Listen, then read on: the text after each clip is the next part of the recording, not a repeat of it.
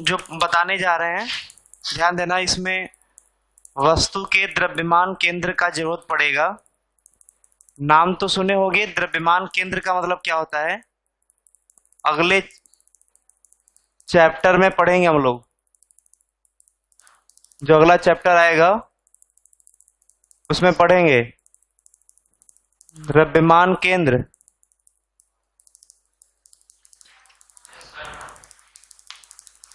द्रव्यमान, हाँ, centre of mass, द्रव्यमान केंद्र या सेंटर ऑफ मास।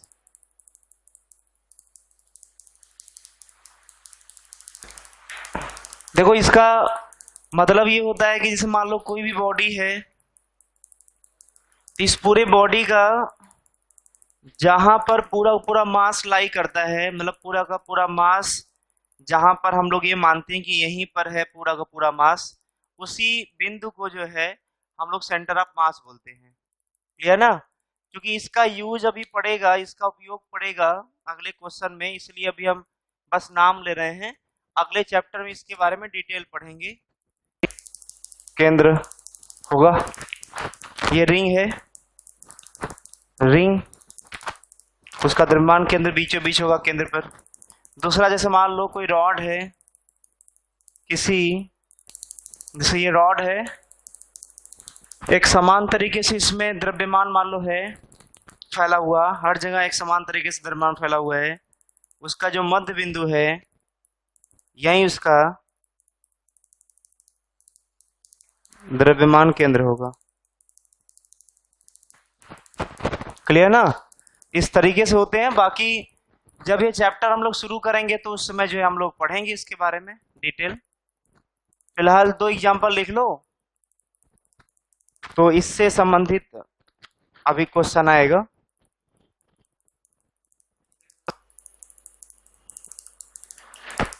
मान लो जो mgh होता है किसी वस्तु का, स्थिति का mgh होता है, यदि मान लो कोई पॉइंट मास हो तो यहां पर पोटेंशियल एनर्जी 0 मान करके, पॉइंट मास मतलब एक बिंदु पर वो द्रव्यमान होगा, तो उसका जितना ऊंचाई होगा वही हो जाएगा प्लस mg, और जो ऊंचाई होगा h। बताओ, ये तो किसी बिंदु पर द्रव्यमान है ना। मान लो वही जो है अगर किसी वस्तु का यहां से, अगर यहां पर पोटेंशियल एनर्जी 0 मान लें, यहां से इसका अगर स्थितिज ऊर्जा लिखना हो तो कैसे लिखेंगे? तो बोलेंगे यहां पर तो बिंदु था तब तो ऊंचाई देखते थे, लेकिन यहां पर इसका यहां वाला ऊंचाई लेंगे या यहां वाला ऊंचाई लेंगे या कहां से ऊंचाई लेंगे, क्योंकि ये वाला तो कम होगा, ये देखो बढ़ गया, तो कौन h कौन होगा? ये जो ये वाला पार्ट है, जो सबसे नीचे वाला पार्ट है उसका दूरी है या सबसे ऊपर वाले पार्ट का दूरी है? h। इसमें ध्यान देना, इसी के लिए तुम्हें द्रव्यमान केंद्र पढ़ाए थे ना। इसका यहां से ऊंचाई होगा ना यहां से इसका ऊंचाई होगा, जो इस वस्तु का जहां पर द्रव्यमान केंद्र होगा, जहां द्रव्यमान केंद्र होगा उसका ऊंचाई h है। क्लियर ना? इसको लिख सकते हो कि h यहां पर क्या है, h है रेफरेंस लाइन। ये जो रेफरेंस लाइन किसको बोलते हैं? जहां पर हम लोग पोटेंशियल एनर्जी क्या लिए रहते हैं, 0। जहां पर स्थितिज ऊर्जा को 0 लिए रहते हैं वही रेफरेंस लाइन होता है। तो रेफरेंस लाइन से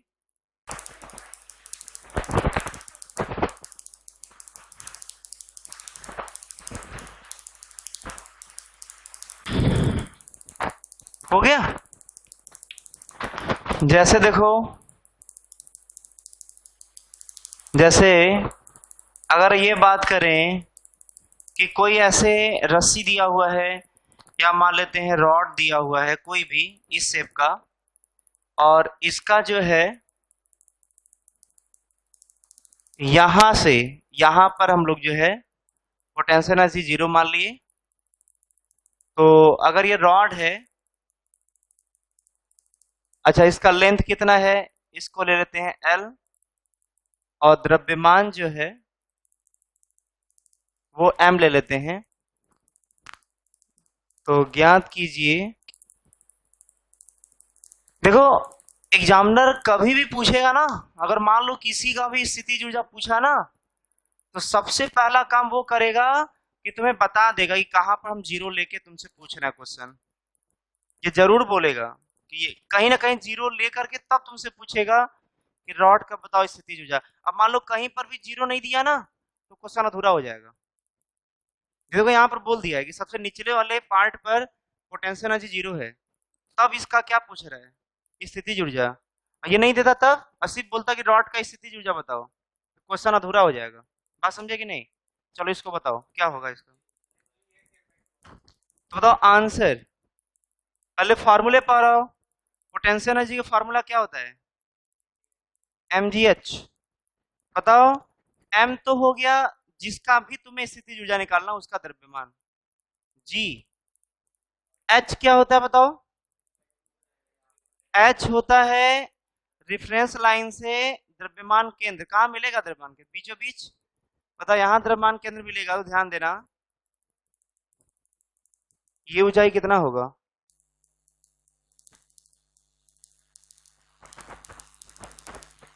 बात समझे कि नहीं?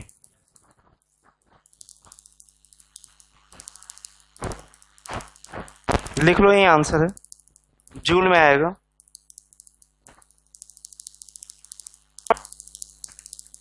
पता यहाँ पर पोटेंशियल एनर्जी क्या होगा?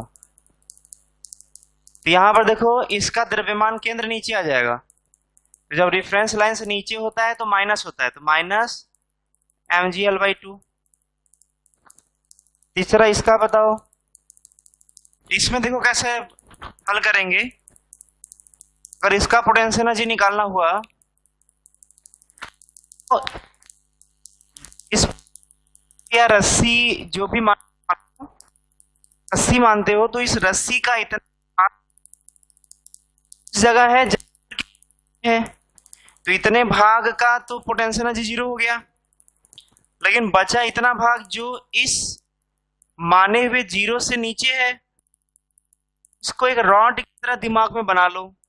रॉड, यहाँ पे रॉड का लंबाई L हुआ करता था, इस रॉड का लंबाई 2L/3 है।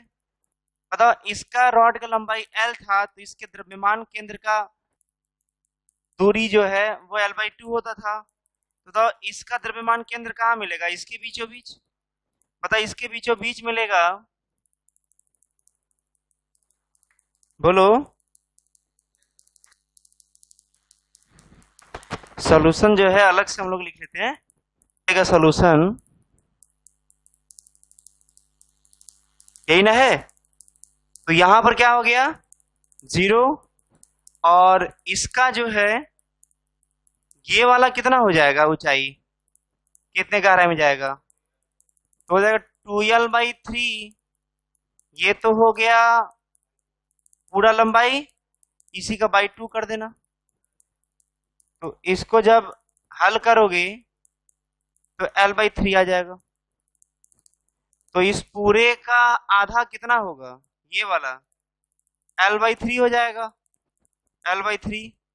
अब बताओ इसका द्रव्यमान कितना होगा? देखो, क्योंकि L लेंथ में M द्रव्यमान है, एक लेंथ में L M/L हो गया, तो 2L/3 में कितना हो जाएगा? 2L/3 में हो जाएगा M/L इंटू 2L/3। 2M/3 हो जाएगा द्रव्यमान, क्योंकि इतना में इतना तो इतना में इतना, ऐसे। तो 2L/3 में कितना? 2M/3, मतलब इसका टोटल द्रव्यमान है 2M/3। अब बताओ इसका क्या हो जाएगा पोटेंशियल एनर्जी?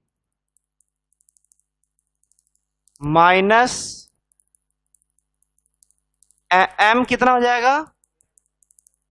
2M/3 mg, और इस रेफरेंस लाइन से नीचे है इसीलिए माइनस है। कितना?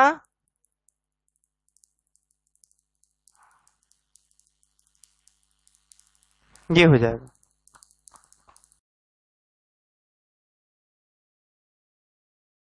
धीरे धीरे जो है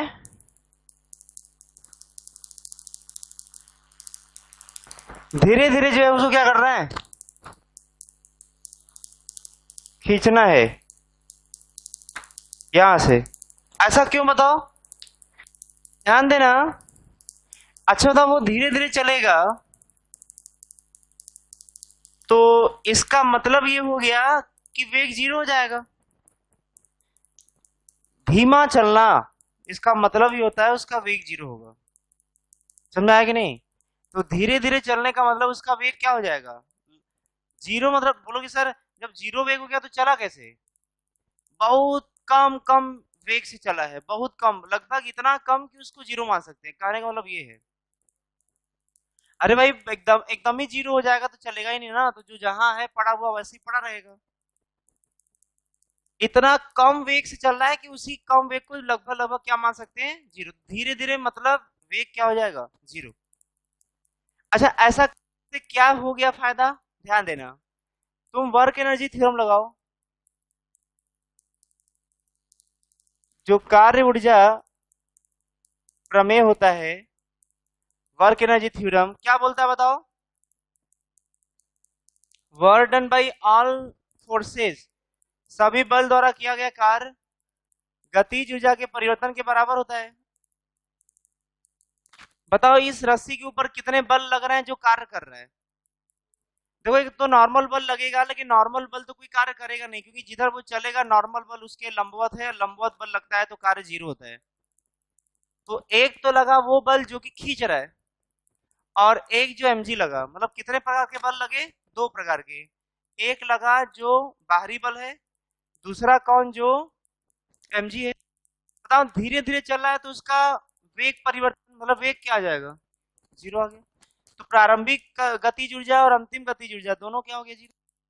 ये 0 आ गया। बताओ वर्क डन बाई बाहरी बल, बाह्य बल के द्वारा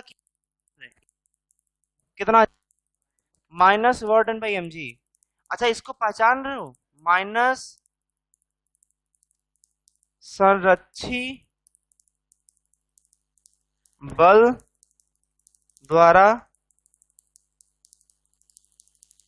कार्य। mg क्या है, संरक्षी बल है, और wmg क्या है, संरक्षी द्वारा किया गया कार्य है।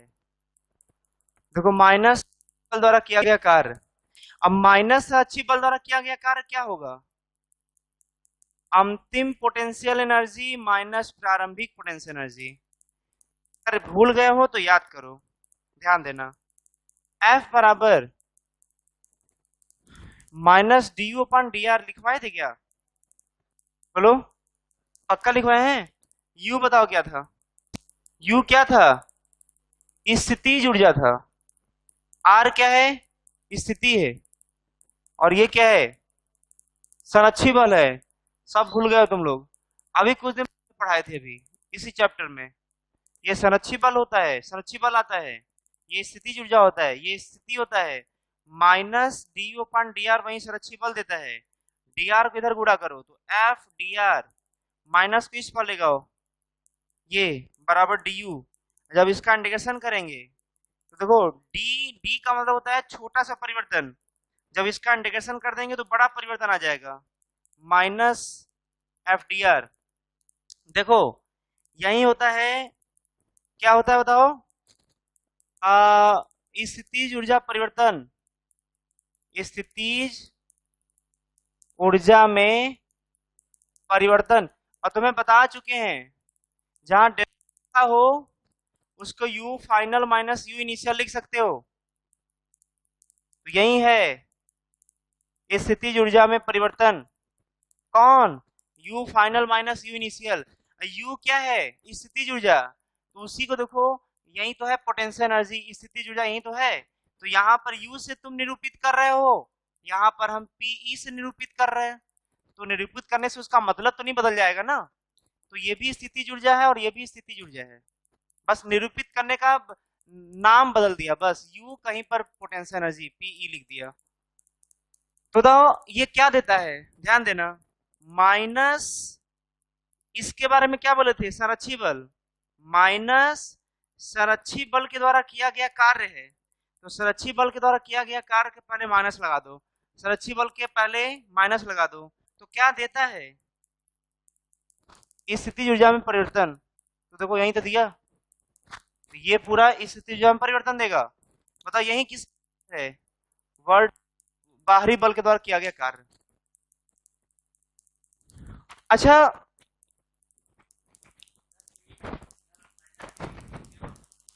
बताओ ये जो स्थितिज ऊर्जा अंतिम है माइनस स्थितिज ऊर्जा प्रारंभिक है, ये क्या है? ये प्रारंभिक। तो इस डायग्राम में कौन स्थितिज ऊर्जा प्रारंभिक देगा और कौन स्थितिज ऊर्जा अंतिम देगा? तो जिसमें शुरुआती डायग्राम बना था ये उसका प्रारंभिक है, अंतिम डायग्राम ये बना है ये उसका अंतिम है, तो अंतिम स्थितिज ऊर्जा ये हो जाएगा जो आएगा इसका, और ये क्या हो जाएगा? प्रारंभिक स्थितिज ऊर्जा। कहां पर तुम जीरो मानोगे? पोटेंशियल एनर्जी जीरो कहां मानोगे? पोटेंशियल एनर्जी जीरो कहां मानोगे? तुम ऐसा करो, पोटेंशियल एनर्जी जीरो मान लो टेबल पर ही, पहले ये था, अब जो है ये हो गया, यहीं पर मानो पोटेंशियल एनर्जी जीरो। तो बताओ पोटेंशियल एनर्जी इनिशियल प्रारंभिक कितना आएगा? ये टोटल कितना है? L/3 है, तो इसका मास कितना आएगा? बताओ इसका द्रव्यमान केंद्र कहाँ होगा? और द्रव्यमान केंद्र जो बीचों बीच होगा इस रॉड का, उसका यहां से दूरी कितना होगा? तो पूरे दूरी का आधा, L/6। बताओ बाकी जितने भाग है सबके सब का जीरो क्या हो जाएगा? जीरो। बताओ यहां पर पोटेंशियल एनर्जी क्या हो जाएगा? जीरो। यही क्या होगा? अंतिम वाला। बताओ इसका प्रारंभिक क्या लिखोगे? माइनस। क्यों माइनस? क्योंकि जीरो से नीचे लिया गया, माइनस m g, देखो m g h। बताओ फाइनली पूरा का पूरा क्या चला आया टेबल पर जहां जीरो माने हैं, इसका जीरो आ गया। तो बताओ बाहरी बल के द्वारा किया गया कार्य किसके बराबर था? Potential energy final minus potential energy प्रारंभिक इनिशियल। तो फाइनल कितना है? जीरो, माइनस बताओ ये कितना है? प्रारंभिक, माइनस mgl/18। हल कर लो।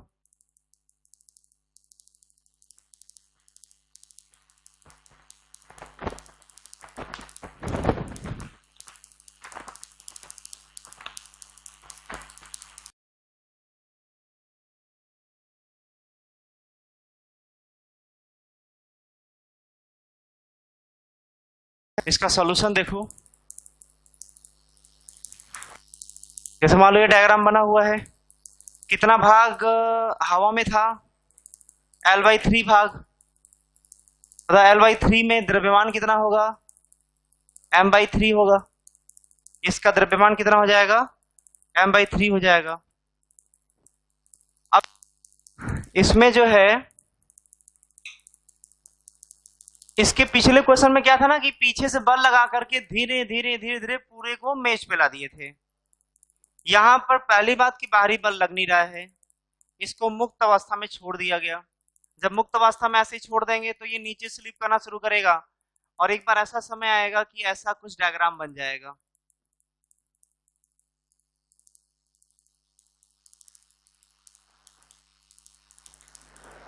तो जैसी पूरा का पूरा रस्सी का लंबाई हवा में चला आया, तो इस समय इसका कुछ ना कुछ वेग रहा होगा ना, कुछ वेग से नीचे आता होगा ना, इसी वेग को पूछ रहा है जब पूरा पूरा हवा में आ गया।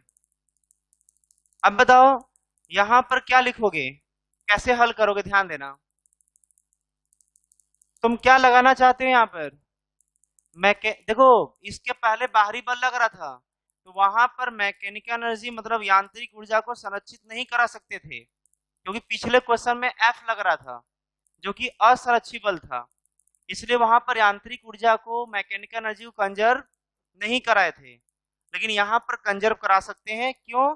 क्योंकि यहाँ पर कोई भी बाहरी बल, असंरक्षित बल नहीं कार्य कर रहा है। देख लो, बताओ, जब असंरक्षित बल कार्य नहीं कर रहा है, यहीं पर पोटेंशियल एनर्जी जीरो मान लो, यहीं पर माने है ना जीरो, ये उसका प्रारंभिक है, पोटेंशियल एनर्जी प्रारंभिक का है, ये हो जाएगा पोटेंशियल एनर्जी अंतिम का। बात समझ में आ रहा है? ये प्रारंभिक का कंडीशन बना हुआ है डायग्राम, ये अंतिम वाले का डायग्राम बना हुआ है। अच्छा, क्यों यांत्रिक ऊर्जा संरक्षित होगा? कारण बताओ। अरे क्योंकि यहाँ पर कोई भी असंरक्षित बल, नॉन कंजर्वेटिव फोर्स कार्य नहीं कर रहा है। क्लियर ना? और जहां पर असंरक्षित बल कार्य न करे वहां पर यांत्रिक ऊर्जा संरक्षित है। संरक्षण का मतलब ये हुआ कि इसका प्रारंभिक गतिज ऊर्जा, प्रारंभिक स्थितिज ऊर्जा, अंतिम गतिज ऊर्जा और अंतिम स्थितिज ऊर्जा दोनों बराबर हो जाएंगे। पहले अलग अलग लिख लो दोनों को, अलग अलग। इसको कैसे लिखोगे? इसको बताओ, प्रारंभिक गतिज ऊर्जा क्या होगा? तो तुम्हें अच्छे से दिख रहा है कि मुक्त अवस्था में छोड़ा गया है, तो प्रारंभिक तो भी चलना शुरू किया है, चला तो नहीं है ना अभी। जब चलना शुरू किया तो प्रारंभिक वेग जीरो हो जाएगा। अच्छा, प्रारंभिक वेग जीरो तो हाफ एम जीरो का स्क्वायर मतलब जीरो। बताओ स्थितिज ऊर्जा क्या होगा? तो बोलेंगे इतने भाग का तो जीरो है, लेकिन इतना भाग तो हवा में लटक रहा है ना, तो इसका द्रव्यमान केंद्र बीचों बीच होगा, वो यहां से L/6 नीचे होगा। और क्या होता है फार्मूला? जब स्थितिज ऊर्जा रेफरेंस लाइन के नीचे माना जाए इसको, तो माइनस द्रव्यमान m/3 m g h हो गया। बताओ, जब फाइनल डायग्राम बना है तो जहां जीरो माने हो उसके कितना नीचे चला या रस्सी, मतलब द्रव्यमान केंद्र L/2 नीचे आ गया, ये वाला L/2 नीचे आ गया। तो अगर इसका स्थितिज ऊर्जा लिखना हुआ, इसका क्या लिखोगे? इस अंतिम स्थितिज ऊर्जा ही होगा, इसका लिखना हो तो क्या लिखेंगे? तुम बताओ जी, क्या लिखेंगे इसको? इसका स्थितिज ऊर्जा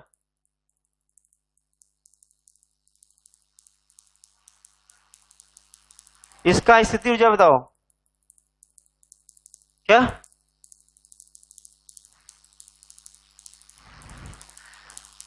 इसका स्थिति ऊर्जा बताओ जी, क्या लिखेंगे?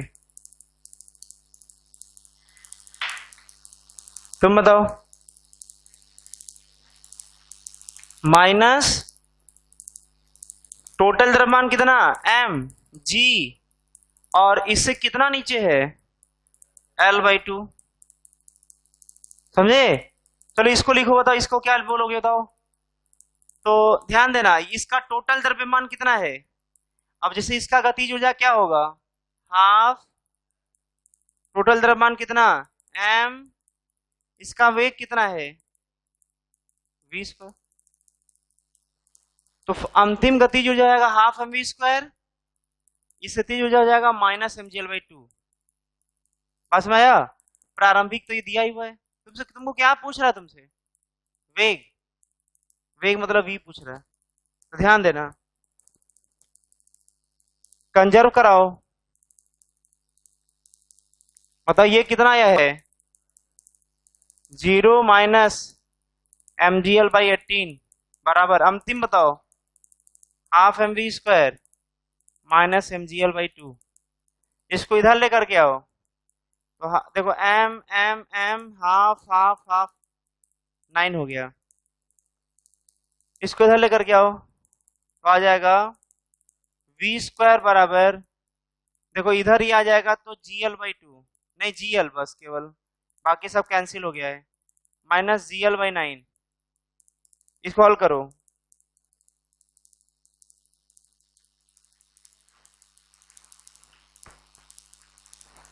इसको हल कर लो, आ जाएगा 2/3 रूट 2gl।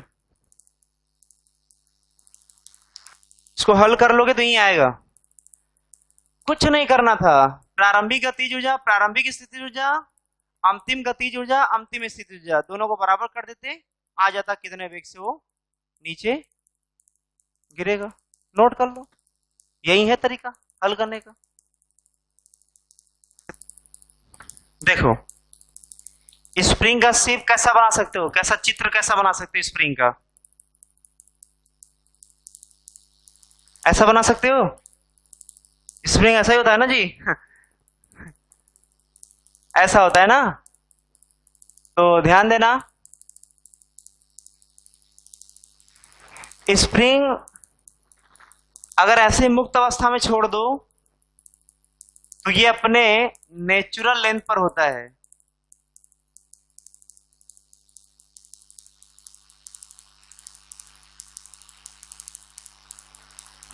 प्राकृतिक लंबाई पर, मतलब उसको ना तुम खींचो ऐसे, ना ऐसे कंप्रेस, ना दबाओ ऐसे, तुम ऐसे मुक्त अवस्था में छोड़ दो, तो मुक्त अवस्था में छोड़ने पर जितना उसका लंबाई होगा उसी को बोलते हैं नेचुरल लेंथ, प्राकृतिक लंबाई।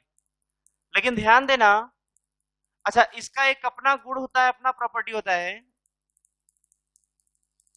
इसको बोलते हैं स्प्रिंग नियतांक। के होता है स्प्रिंग नियतांक,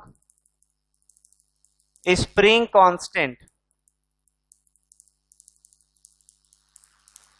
स्प्रिंग नियतांक या स्प्रिंग कांस्टेंट क्या होता है कि, और इसका मान जो है वो स्प्रिंग पर ही निर्भर करेगा, स्प्रिंग पर निर्भर करेगा, जैसा स्प्रिंग होगा वैसा के का मान होगा। अच्छा ये क्यों के क्यों लिख दिए हैं इसको देखो, जैसे मान लो इस स्प्रिंग को किसी दीवार से ऐसे बांध करके उससे एक वस्तु का ऐसे बांध दिया, फिलहाल ये स्प्रिंग जो है अपने नेचुरल लेंथ पर है। अगर अब तुम प्रैक्टिकली थोड़ा सोच के बताओ कि अगर वो नेचुरल लेंथ से थोड़ा आगे मान लो यहां पर आ गया, तो ये जो स्प्रिंग है वो इलोंगेट हो जाएगा। इलोंगेट मतलब कहने का खिंचाव हो जाएगा, तो ये स्प्रिंग क्या हो जाएगा, खिंचा जाएगा ऐसे। बताओ यहां से इस वस्तु को छोड़ोगे, तो प्रैक्टिकली सोच के बताओ, यहां से छोड़ोगे तो किधर जाना चाहेगा। जैसे स्प्रिंग ऐसे था, हम ऐसे खींच करके छोड़ दिया, बताओ यहां से खींच करके छोड़ देंगे तो किधर जाएगा, ये इधर। पता यहां से हम छोड़े थे तो ये इधर जाना शुरू किया, और तुम्हें मालूम है कि अभी स्थिर अवस्था में था और स्थिर अवस्था से इधर जाना शुरू कर दिया, मतलब उसके ऊपर बल उधर ही लगा होगा, तभी तो उधर जाना शुरू किया छोड़ने के बाद। इसका मतलब कि स्प्रिंग को खींच करके छोड़ोगे तो उसके ऊपर एक बल कार्य करेगा, उसको टी मान सकते हो या एफ मान सकते हो, टी मान लो या एफ मान लो।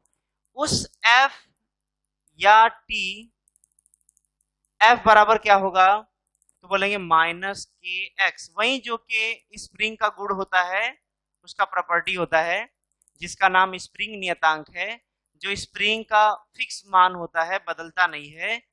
वहीं उसी को गुणा करोगे, किसके साथ गुणा करोगे, उसके नेचुरल लेंथ से तुम जितना खींचे हो ना, उस खींचे हुए लंबाई के साथ गुणा करोगे तो जो आएगा वो बल देगा, और इतने बल के साथ स्प्रिंग इस वस्तु को खींचेगा। मतलब इसको टी बोल दो। क्या है ये, स्प्रिंग में तनाव है। टी क्या है बताओ, स्प्रिंग में तनाव। और जो, चाहे ये बोलो चाहे ये बोलो, बात अंतर नहीं है कुछ भी, चाहे एफ बोलो चाहे टी बोलो, बात एक ही है। क्या है बात बताओ, स्प्रिंग में तनाव। और बताओ जितना स्प्रिंग में तनाव होगा उतना ही बल वस्तु के ऊपर लगेगा, या वस्तु पर लगने वाला बल, मतलब किसी स्प्रिंग, मान लो स्प्रिंग ऐसे है, इसको जितना खींचोगे उसके अंदर उतना ही तनाव बढ़ता जाएगा, और खींचोगे उसके अंदर और स्प्रिंग के अंदर तनाव बढ़ेगा, जितना खींचोगे एक्स का मान बढ़ेगा, जब एक्स का मान बढ़ेगा तो तनाव भी बढ़ेगा। क्लियर ना? चलो एक तो केस ये आ गया, को बोलते हैं, क्या बोलते हैं? इलोंगेशन, मतलब क्या? खिंचाव। दूसरा केस देखो, ये तो पहला केस था, दूसरा केस है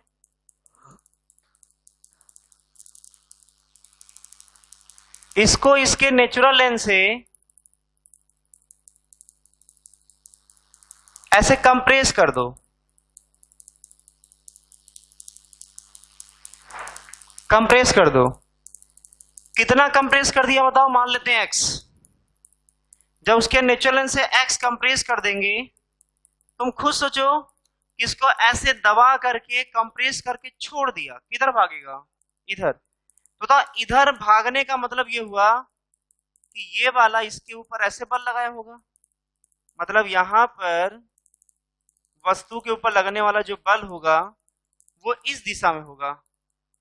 अच्छा, ये जो माइनस लगा है उसका मतलब समझना ये कि जिधर विस्थापन किए हैं उसके विपरीत बल लग रहा है।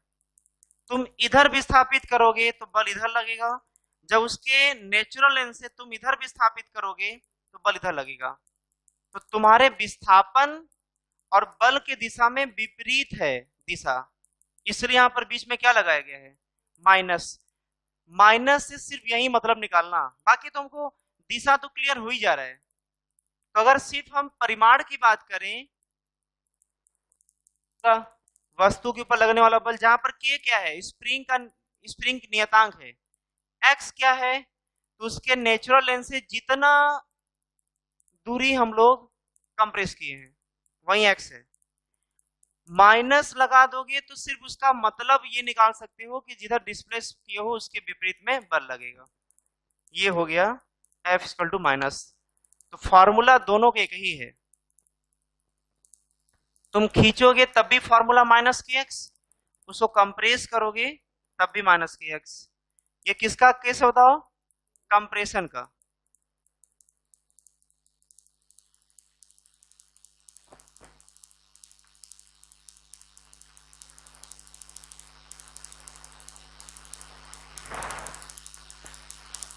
दोनों नोट कर लो, फिर आगे बढ़ते हैं।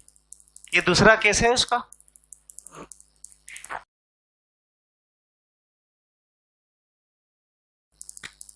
बोल रहा है कि क्षैतिज तल पर स्प्रिंग से बांधकर 2 केजी द्रव्यमान वाले वस्तु को रखा गया है, उसके नेचुरल लेंथ से 10 सेंटीमीटर कंप्रेस करके जब छोड़ा जाता है तो कितने त्वरण के साथ गति करेगा? दिशा तो इधर ही होगा त्वरण का। अच्छा, F बराबर क्या होगा M में? जब 10 सेंटीमीटर कंप्रेस किए हो, K का मान 50 न्यूटन पर मीटर दिया हुआ है, क्योंकि देखो KX इक्वल टू F होता है ना, न्यूटन, मीटर को डिवाइड करोगे न्यूटन पर मीटर, यही K का यूनिट होगा। तो देखो ये हो गया KX, माइनस को छोड़ दो क्योंकि माइनस से सिर्फ ये पता करेंगे कि इधर डिस्प्लेस किए तो इधर बल लगेगा, तो उसका बहुत मतलब नहीं है। तो KX बराबर MA, बताओ K का मान 50, X का मान 10 सेंटीमीटर मतलब 0.1, M 2 kg, A तो ये हो गया 5, तो आ गया A बराबर 2.5 मीटर पर सेकेंड स्क्वायर। यही हो जाएगा, ऐसे करेंगे। इसका दिशा जो है किधर हो जाएगा? इसका दिशा जो है ऐसे हो जाएगा।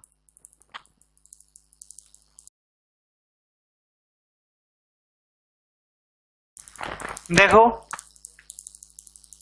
सॉल्यूशन इसका, स्प्रिंग को जो है, मान लो ये उसका नेचुरल लेंथ रहा होगा, तो नेचुरल लेंथ से कितना सेंटीमीटर नीचे आता है? 20 सेंटीमीटर नीचे आता है तो वो संतुलित हो जाता है।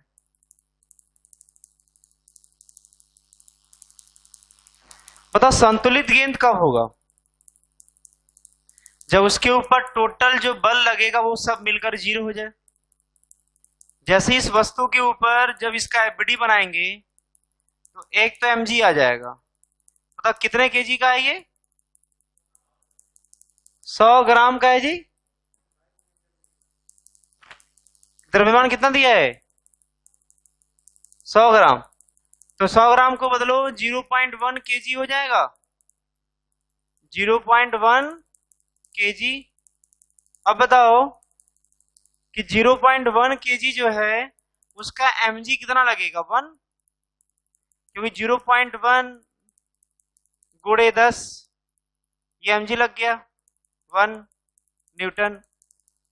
बताओ क्योंकि स्प्रिंग जो है नेचुरल से खिंचाव पर है तो तनाव ऊपर लगेगा। बताओ वो तनाव जो ऊपर लग रहा है ये तो लगेगा ना ऊपर ही, जब खिंचा जाएगा तो वो ऊपर लगेगा तनाव। वो किसके बराबर होता है? के एक्स के। और ये क्या है? mg। बोलेंगे संतुलित है, संतुलन का मतलब के एक्स बराबर क्या? mg। अब सबका मान रख दो, जो पूछ रहा हो अपने आप आ जाएगा। बताओ के का मान कितना है? वही पूछ रहा है। कितना नीचे आया? 20 सेंटीमीटर का मतलब 0.2 मीटर बराबर द्रव्यमान कितना? बताए यहां से के का मान कितना?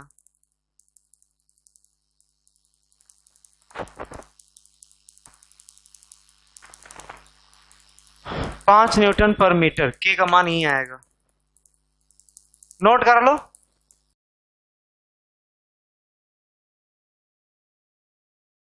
संचित मतलब स्टोर करना, रखना। स्प्रिंग में देखो स्थितिज ऊर्जा कैसे आएगा, ध्यान देना।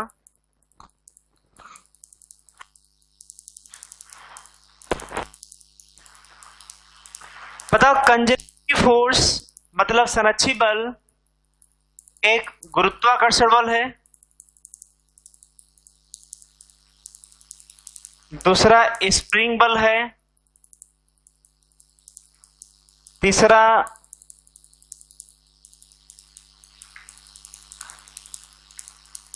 क्या है? वैद्युत बल है और चुंबकीय बल है। ये हम लोग पढ़ चुके हैं, जिसका आता था mgh। इसको भी जा रहे पढ़ने, और हम लोग के 11th क्लास में यही दोनों हैं। 12th में आएंगे तो 12th में ये दोनों पढ़ेगा।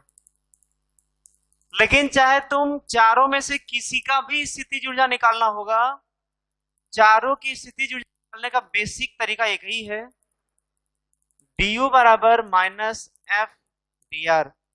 अगर एक ही लाइन में है तो मतलब एक ही रेखीय बल लग रहा है, यहां से जाता है। जब डायरेक्शन में होता है बल, ये डॉट हट जाता है। तो du बराबर माइनस एफ डी आर क्या कर देंगे? इंटीग्रेशन। मतलब ये तो आ जाएगा डेल्टा यू, या उसी को लिख सकते हो final potential energy minus initial potential energy. मतलब एफ क्या होता है? संरक्षी बल। एफ क्या होता है? संरक्षी बल। तो ये बताओ कि अभी हम लोग क्या पढ़ने जा रहे हैं? स्प्रिंग में संचित स्थितिज ऊर्जा, मतलब हम लोग स्प्रिंग के बारे में पढ़ने जा रहे हैं। मान लेते हैं कि ये उसका नेचुरल लेंथ है और उसको यहां से तक लेकर के आ रहे हैं, एक्स तक लेकर के जाएंगे। तो यहां पर आ जाएगा ना, फाइनली यहां पर आ जाएगा। तो बताओ यहां पर जो अच्छी बल है वो कितना लगेगा? संरक्षी बल अरे यहाँ पे स्प्रिंग में संरक्षित बल क्या होता है? के एक्स। अरे जैसे mg जो लगता है ना गुरुत्वाकर्षण बल, वो संरक्षित बल है, तो उसके बारे में पढ़ चुके हैं। अब जो स्प्रिंग बल है वो संरक्षित बल है, जब पढ़ने जा रहे हैं अभी जो, तो स्प्रिंग बल क्या होता है? के एक्स। और ध्यान देना, मतलब कहां से, चलो मान लेते हैं एक्स नॉट जाना है, कहां तक? एक्स नॉट तक।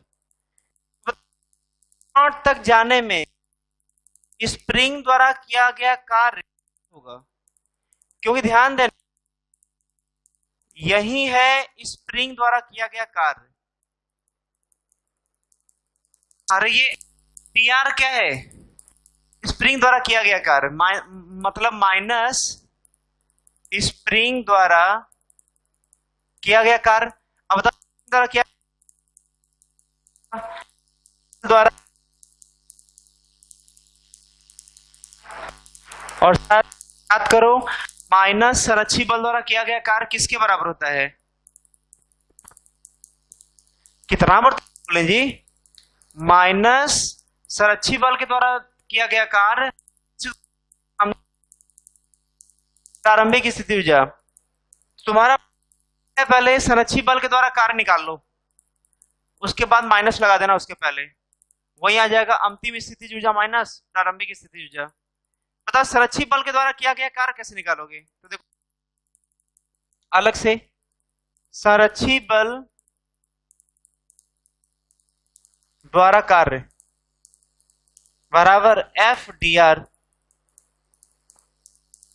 बताओ अगर वो, अब देखो यहां से यहां पर जाना है तो टोटल कितना कार्य करना पड़ेगा, पहले उसको कहीं बीच में लेकर के और उसके बारे में अध्ययन करो, तो तुम ये पाओगे कि जब यहां से x दूरी पर चल गया रहेगा तो स्प्रिंग अपनी तरफ खींचेगा, तो ये लगेगा बल इधर, स्प्रिंग का बल इधर लगेगा, और जा किधर रहा है आगे?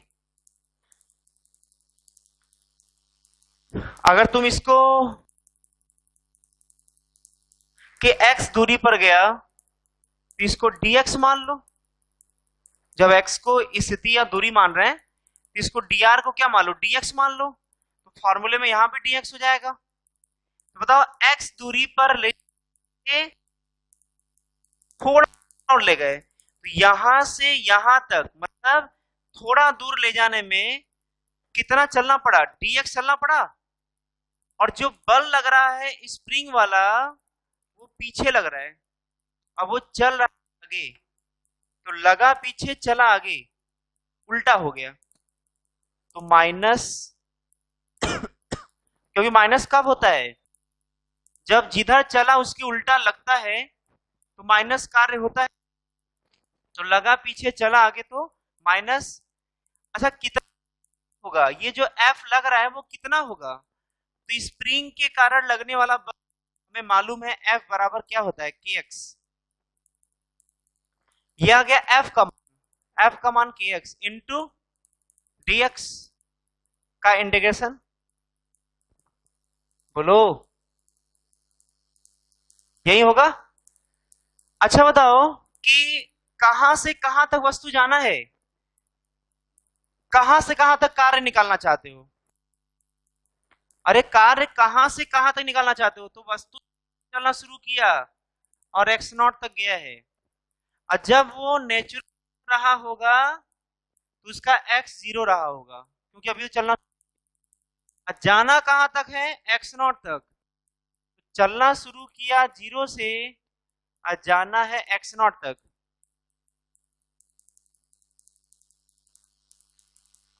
चलना शुरू किया 0 से और चलना है कहां तक? x नॉट तक, तो जगह माइनस के बाहर x dx का इंटीग्रेशन होता है x स्क्वायर बाई 2, ये 0 से x नॉट।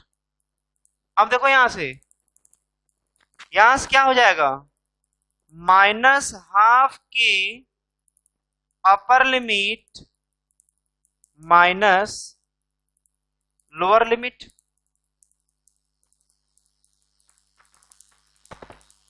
बताओ यहां से इंटीग्रेशन x स्क्वायर बाई 2 0 से x नॉट तक, 2 बाहर निकाल दिया, तो माइनस के by two x not square minus 0 का स्क्वायर, ये हो गया माइनस हाफ के एक्स नॉट स्क्वायर। यही आ गया, ध्यान देना, वर्ग स्प्रिंग के द्वारा संरक्षी बल के द्वारा किया गया कार्य ये आ गया। अब संरक्षी बल के द्वारा किया गया कार्य यहाँ पर आ जाएगा अंतिम स्थितिज ऊर्जा माइनस प्रारंभिक स्थितिज ऊर्जा बराबर माइनस संरक्षी बल के द्वारा किया गया कार्य माइनस हाफ के एक्स नॉट स्क्वायर और माइनस माइनस प्लस हाफ के एक्स नॉट स्क्वायर। ये क्या आ गया, फाइनल माइनस क्या। अब ध्यान देना, तो ये बताओ कि वो जो है अपने नेचुरल लेंथ पर अगर होगा, नेचुरल लेंथ कहाँ था, यहां पर, तो बताओ एक्स नॉट क्या हो जाएगा, एक्स नॉट नेचुरल लेंथ पर। अरे ये जो एक्स नॉट है या एक्स मान लो, वो नेचुरल लेंथ पर क्या होगा, 0। एक्स जो होगा वो नेचुरल लेंथ पर 0 हो जाएगा, क्योंकि वहीं से दूरी हम लोग मापते हैं, तो जब वहीं पर दूरी पूछ रहा है तो क्योंकि वहीं पर है तो 0 ही हो जाएगा। तो ये हो जाएगा, ये जो था प्रारंभिक कहां से शुरू किया गया था, ये था नेचुरल लेंथ पर स्थितिज ऊर्जा, और नेचुरल लेंथ पर स्थितिज ऊर्जा बराबर क्या ले सकते हो, 0। बताओ क्यों 0 लिए, बताओ।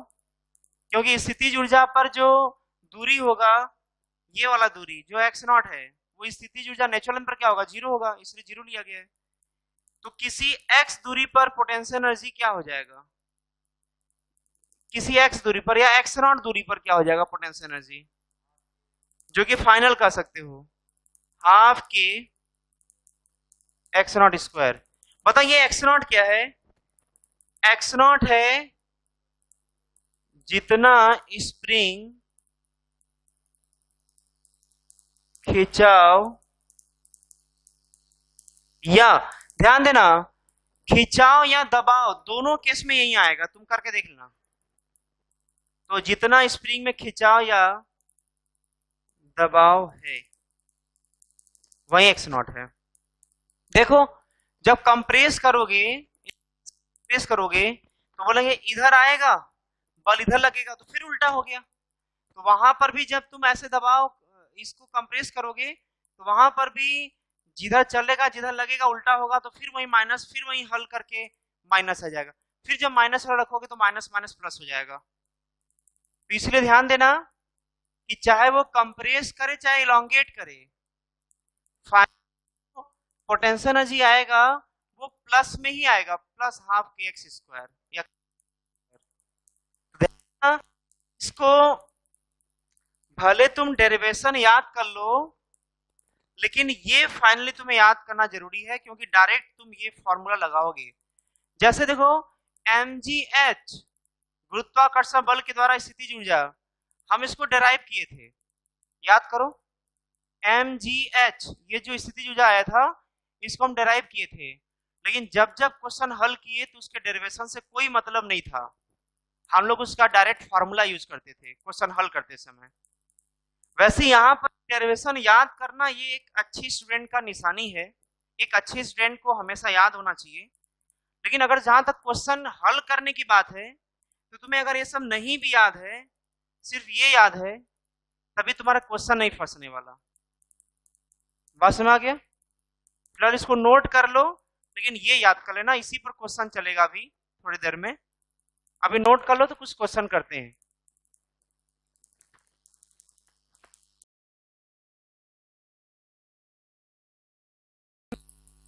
बताओ कौन सा तरीका लगाओगे, क्या ऐसा तरीका, पहले क्वेश्चन समझो क्या पूछ रहा है क्वेश्चन में। क्वेश्चन बोल रहा है जैसे ऐसे देखो, ये 36 तल है, घर्षण रहित है, कोई घर्षण लगेगा नहीं, ये वस्तु इतने वेग से आते आते इससे टकराएगा, टकरा करके अब स्प्रिंग को दबाना शुरू करेगा। ऐसे पता, स्प्रिंग जैसे दबना शुरू करेगा तो स्प्रिंग भी तो वस्तु के ऊपर इधर बल लगाएगा।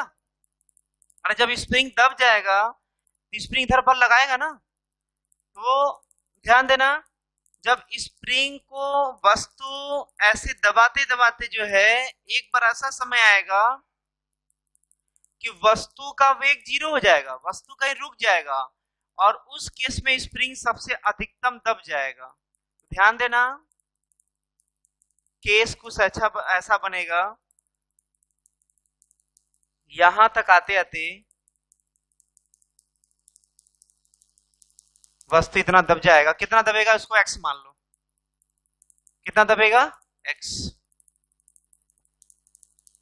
अब ये बताओ कि ये तो पूरा क्वेश्चन है, मतलब बताओ फाइनली जहां पर अधिक से अधिक दब जाएगा ना वहां पर वेग रुक जाएगा, वेग 0 हो जाएगा। ये तो क्वेश्चन है ये। अब आ जाओ उसके सॉल्यूशन पर, कैसे हल करेंगे इसको, क्लियर ना। तो कोई v square equal to u square इस टाइप का कोई फॉर्मूला लगाने की कोशिश मत करना। ये मत सोच लेना कि यहां से जब से उसको कंप्रेस करना शुरू करेगा, प्रारंभिक वेग हो गया 10, अंतिम वेग हो गया 0, तो ये 0 रख दिया, यहाँ पर 10 रख दिया। अब ये भी कहीं से जुगाड़ करके कुछ रख देंगे x और kx बाई द्रव्यमान करके, और ये जो है जुगाड़ बना दिया उसमें। तो कुछ ऐसा कुछ करना नहीं है, बस मारा ना। यहाँ पर ये इसलिए नहीं लगेगा क्योंकि जैसे से स्प्रिंग दबता जाएगा, बताओ बल बराबर क्या होता है kx स्प्रिंग का, तो जैसे से वो दबता जाएगा ये बदलता जाएगा, ये बदलेगा तो ये बदल जाएगा, तो त्वरण भी बदल जाएगा। जबकि हमें मालूम होना चाहिए कि ये फॉर्मूला तभी लगता है जब त्वरण नियत होता है, तो यहाँ पे त्वरण तो नियत होगा नहीं। तो इस टाइप का कोई भी तरीका लगाने की कोशिश मत करना। यहाँ पर एक तरीका है यांत्रिक ऊर्जा को संरक्षित करने का।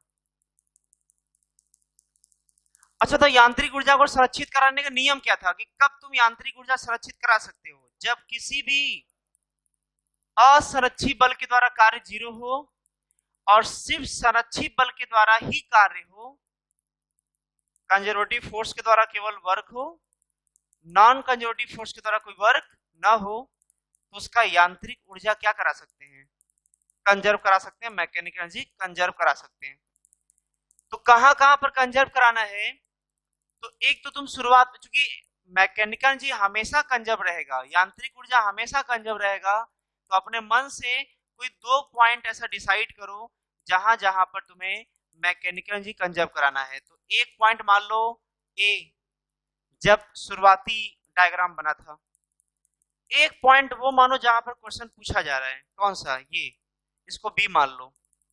इन्हीं दोनों पॉइंट पर, इसमें और इसमें यांत्रिक ऊर्जा को संरक्षित करा दो, कंजर्व करा दो।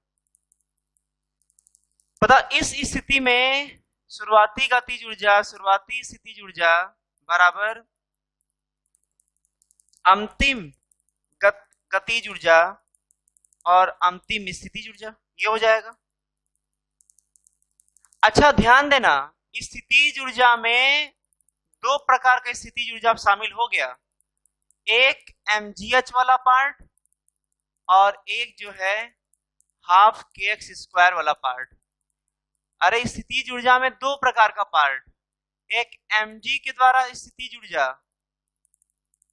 ए पर, ए वाले केस में, और एक स्प्रिंग के द्वारा ए वाले केस में स्थितिज ऊर्जा। अब इसके पहले जब स्प्रिंग नहीं रहा करता था ना, तो स्थितिज ऊर्जा के नाम पर सिर्फ दिमाग में एक डायग्राम, एक चित्र बना होता था mgh बस, क्योंकि वहां पे स्प्रिंग होता ही नहीं था। लेकिन जब स्प्रिंग भी क्वेश्चन में शामिल हो गया तो स्थितिज ऊर्जा के नाम पर दोनों को तुम याद करोगे, mgh को भी याद करोगे और kx को भी, हाफ kx स्क्वायर को भी याद करोगे। लेकिन बोलोगे कि सर लेवल तो वही है, अगर पोटेंशियल एनर्जी 0 मान लिया तो जब वो दबेगा भी यहाँ पर और रुक भी जाएगा, तो जो इसका लेवल है, क्षैतिज लेवल, वो तो वही रहेगा। तो देखो स्थितिज ऊर्जा जो mg के द्वारा आएगा वो अभी भी 0 होगा, और mg के द्वारा स्थितिज ऊर्जा, देखो कब आता है mgh, जब वो अपने क्षैतिज लेवल से ऊपर या नीचे आ जाए, तो जितना ऊपर गया रहता है वही h यहां पर रखते हैं। लेकिन अगर वो एक ही प्लेन में गति कर रहा है, एक ही लेवल में गति कर रहा है, तो mgh में जो h हो जाएगा वो हर जगह 0 हो जाएगा। तो इसका मतलब एक ही लेवल में अगर गति हो तो वहां पर ये समझ जाना कि mg के द्वारा जो स्थिति ऊर्जा आने वाला है वो 0 हो जाएगा। तो इस क्वेश्चन के सॉल्यूशन में mg के द्वारा पोटेंशियल एनर्जी को सोचना ही मत, क्योंकि 0 हो चुका है एक ही लेवल होने के कारण। अकेले कौन बचा? स्प्रिंग वाला। मतलब प्रारंभिक स्थिति में गतिज ऊर्जा कितना है? Half m v square plus, पता प्रारंभिक स्थिति में mgh वाला तो पार्ट 0 हो गया, पता हाफ के एक्स स्क्वायर होता है स्प्रिंग के द्वारा पोटेंशियल एनर्जी। तो हाफ के एक्स स्क्वायर में जो x होता है वो होता है जितना स्प्रिंग अपने नेचुरल लेंथ से दबा होता है। तो बोलोगे इस क्वेश्चन में तो शुरुआत में स्प्रिंग तो दबा ही नहीं है, स्प्रिंग तो अपने नेचुरल लेंथ पर ही है। जब स्प्रिंग अपने नेचुरल लेंथ पर ही है तो प्रारंभिक जो स्थिति ऊर्जा होगा स्प्रिंग का वो 0 हो गया। पता अंतिम में बी वाले का देखो, ये दोनों लिखो तो बोलोगे वस्तु तो रुक चुका है, तो ये 0 हो गया। लेकिन बताओ स्प्रिंग तो दब चुका है ना, जब स्प्रिंग दब गया तो यहाँ पर स्प्रिंग वाला 0 नहीं आएगा, यहाँ पर जाएगा हाफ के का मान हो गया 50। अब वहीं तो x पूछ रहा है कि कितना दबा। अब हल कर लो, ये बताओ ये 100 गुणे 5 500, 500 का आधा 250। देखो ये आ गया 25, अब 25 को भाग दे दो, ये आ गया एक्स स्क्वायर। यहां देखो x बराबर 25 से 25 10 आएगा, √10 मीटर। ये आंसर है, इतना स्प्रिंग दबेगा। नोट कर लो।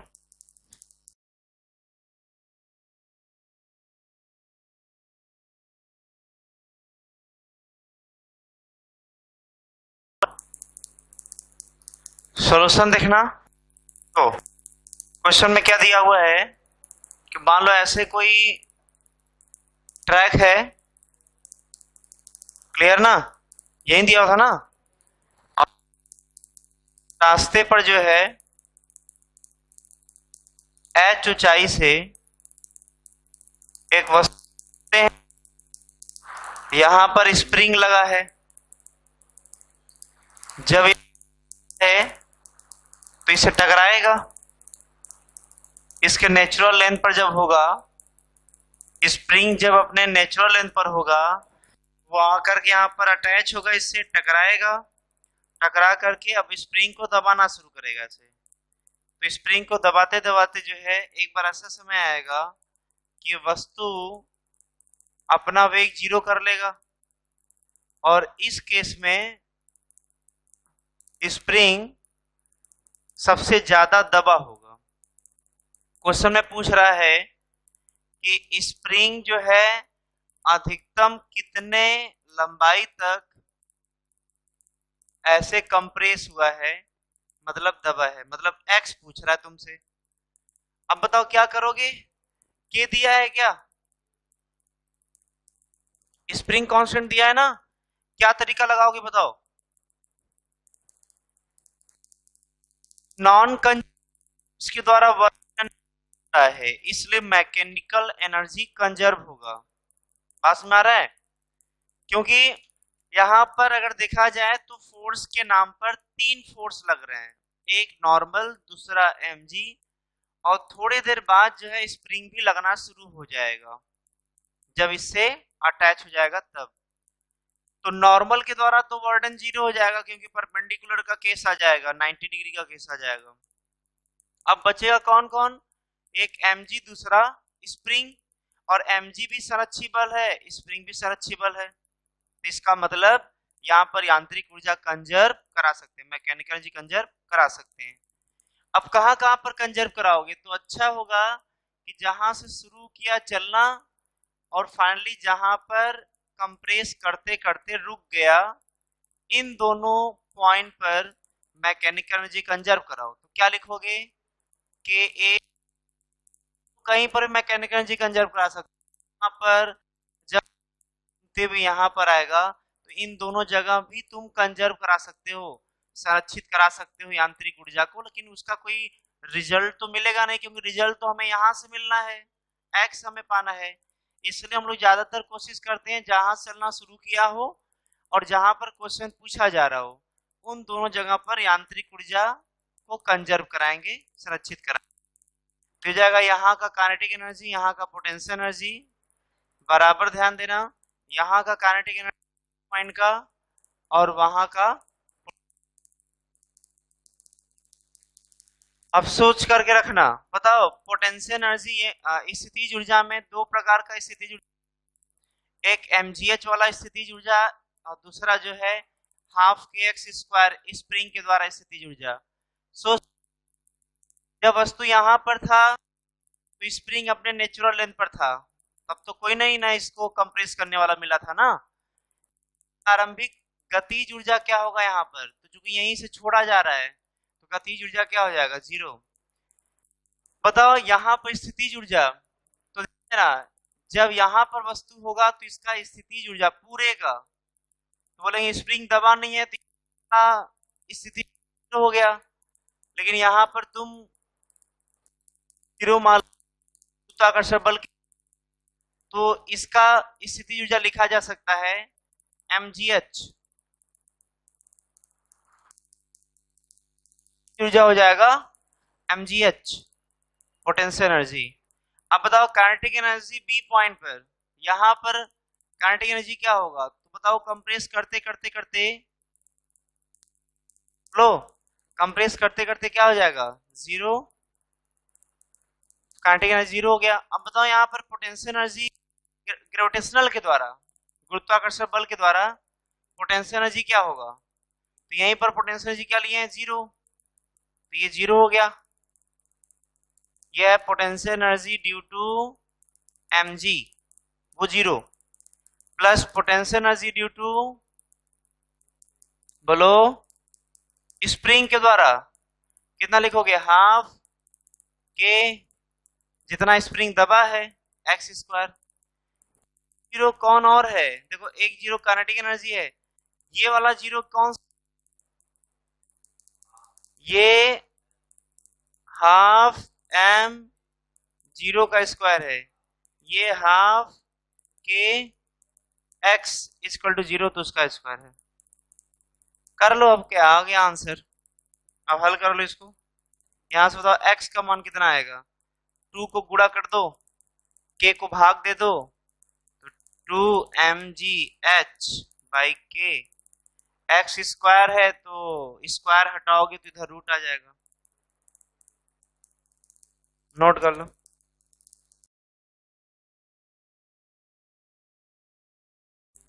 ये 3 kg है। ये बताओ कि जब है तो क्वेश्चन लिखा है दोनों साथ चलना शुरू करते हैं, यहाँ पर जहां भी टकराने के बाद वो वस्तु एक दूसरे से स्टिक कर जाए, चिपक जाए, उसको बोलते हैं अप्रत्यास्थी टक्कर। ध्यान देना यहाँ पर कुछ ऐसा ही केस है परफेक्टली इनइलास्टिक, पूर्णतः अप्रत्याशी टक्कर होगा। तो होगा क्या, टक्कर के जस्ट पहले और टक्कर के जस्ट बाद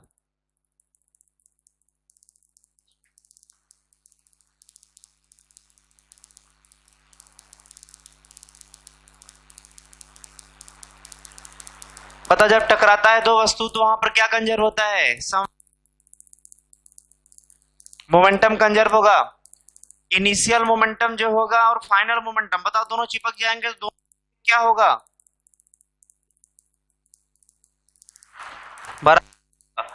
प्रारंभिक संवेग क्या होगा, इनिशियल मोमेंटम। इसका लिख लो, इसका लिख लो, ये तो रुका है, रुका है तो संवेग 0, मास इंटू वेलोसिटी v 0 हो गया। इसका देखो मास कितना है 2 kg, वेलोसिटी कितना है 20, आ गया कितना 40, ये प्रारंभिक है, इनिशियल मोमेंटम है।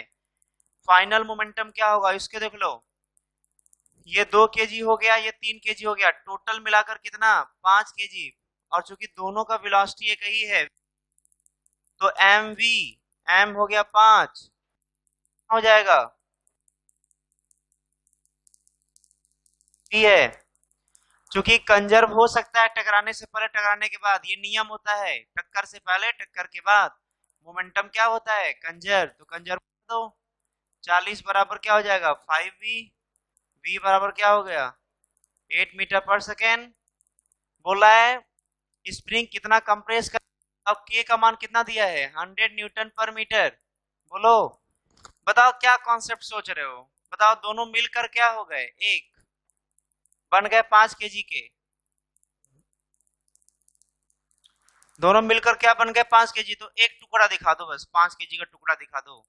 कितने वेग से जा रहा है बताओ, 8 मीटर पर सेकंड से। कब तक जाएगा, कितना कंप्रेस करेगा, जब जब तक उसका वेग क्या ना हो जाए 0। अब तुम क्या कंजर्व कराओगे, मैकेनिकल एनर्जी, यांत्रिक ऊर्जा। कहां कहां पर कंजर्व कराओगे, ए पॉइंट यहाँ है, बी पॉइंट यहाँ है, तो ए पॉइंट पर और बी पॉइंट पर। बताओ ए पॉइंट पर काइनेटिक एनर्जी, गतिज ऊर्जा क्या होगा, हाफ एम इंटू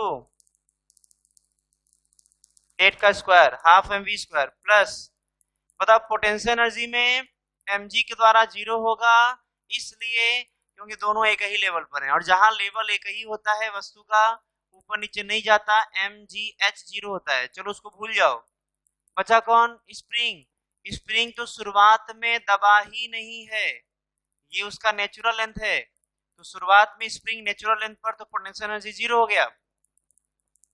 स्प्रिंग कुछ दबेगा तब तो पोटेंशियल एनर्जी आएगा। बताओ यहाँ पर काइनेटिक एनर्जी क्या होगा, फाइनल 0 हो जाएगा, क्योंकि वहां पर रुक चुका है, ये 0 आ गया। प्लस पोटेंशियल एनर्जी यहाँ पर x माने हो, तो स्प्रिंग में कितना पोटेंशियल एनर्जी आ जाएगा, हाफ के एक्स स्क्वायर।